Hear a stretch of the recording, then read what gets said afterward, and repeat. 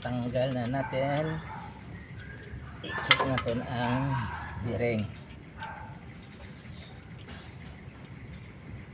Kaya ang cause yun kaya nga din tanggal ko dahil medyo may noise na sa maingay.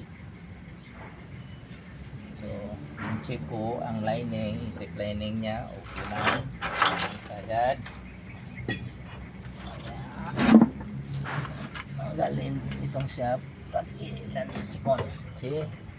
Wow, now so ang bearing gid ni ang may problema, see? Na magalaw na.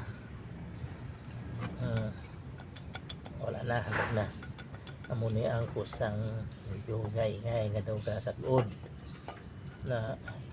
Pero kung wala sa load, okay lang. Pero pag may load na, maingay na. Gawa yung bearing, no? Okay.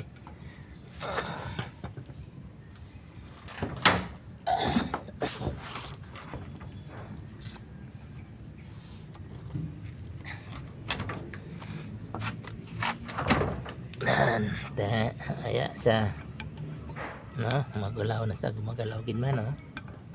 Na may nakit tsansya.